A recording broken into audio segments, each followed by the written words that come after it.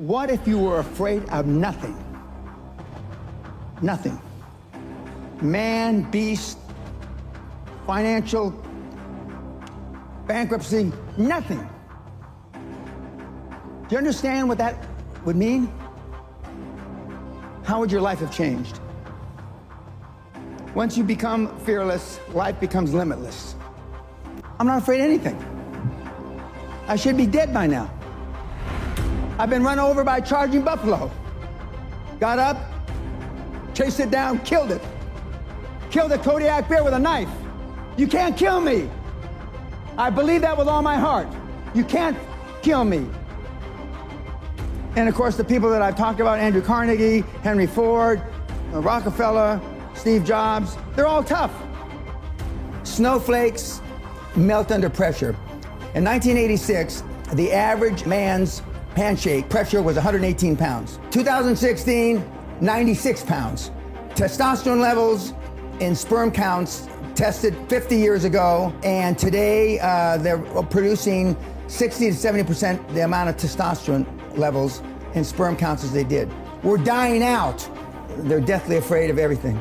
Everybody's scared to death of what might happen, and so they want to come across as your friend. It's like my snowflake test. You know, the first question, paraphrasing it, what would you do if somebody spit in your wife's face? And the answers range from, well, I try to ascertain what kind of day he was having. And if he had a bad day, I try to be understanding. I'd be in prison for murder. I would beat the guy to death. Is that what we need today? No, I'm not saying that's me though. Okay. But I am advocating that the guys act like they had a pair. There's never an easy time to make a hard decision. Never. But what you have to be able to do is pull the trigger, take action. And reading books and listening to podcasts is not taking action. It's just another form of procrastination. The main differentiation between the high-performance people is they believe in the extraordinary. Remember yesterday I said you're never going to exceed your highest and wildest expectation. For those of you that want to be a millionaire, you're never going to make 10 million. For those of you that want to be 10 million, you're never going to make 100 million. For those of you that want to make 100 million, you're never going to be a billionaire. Because psychologically, see, your subconscious doesn't know you're full of. Your subconscious starts to slow down. When you get, let's use the 100 million number, at 75, 79, 82, 89, 91, and then you're asleep at 96 million. And you may stumble over the goal at 100 million by accident. I have 3 regrets in life. 1, I'm a combat-trained Army officer who never saw combat. 2, the night before my mother died, I told her, God damn it, you're not gonna die, quit f***ing around. She's dead in the morning. And the 3rd, I didn't set my goals high enough. Jack Welch said it much better than I. There's no such thing as work-life balance. There are work-life choices, and you make them, and they have consequences. There are consequences that I didn't go to our daughter's sweet 16 birthday party. There are consequences. But are they greater than the consequences of you being dirt broke when you die? You ask yourself that.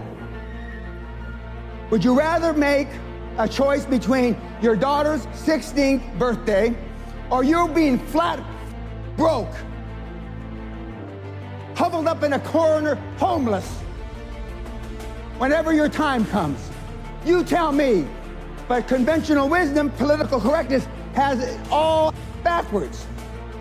You're a bad person because you missed your birthday, right? You're a bad person because you celebrated Christmas in January, right? Horse. And the pundits that give you this horse are poor themselves. Next, you've got to get by your friends.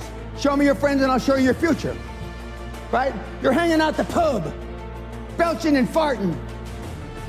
Those people that you're going to the sports bars, those are your friends. Then there's just general pessimists. Then there's your own guilt. Do I deserve to be wealthy beyond measure? Then there's fear, false expectations appearing real.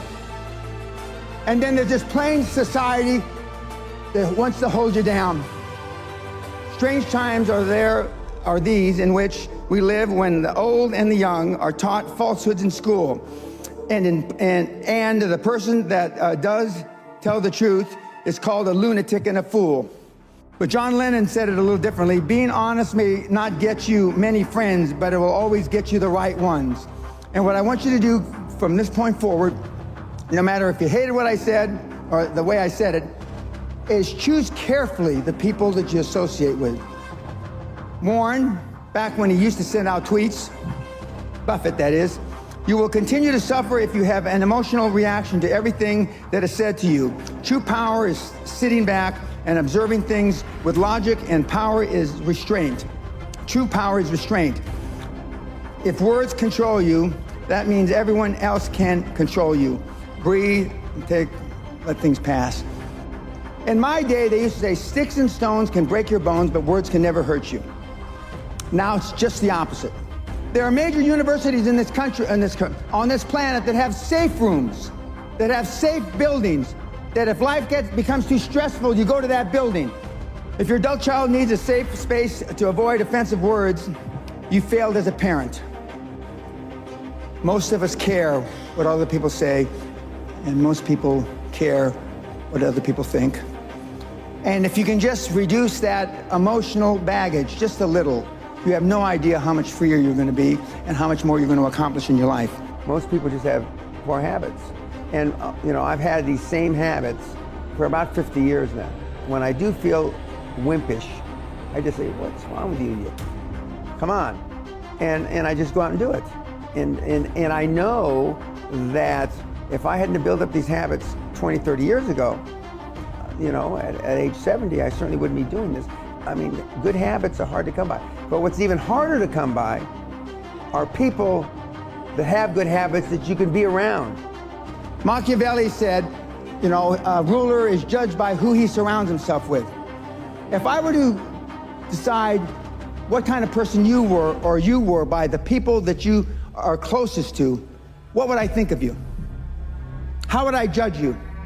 So people don't spend enough time selecting that peer group, even Correct. if they have the good habits. You're Correct. saying that's not enough. Yeah, because they go to default. Okay.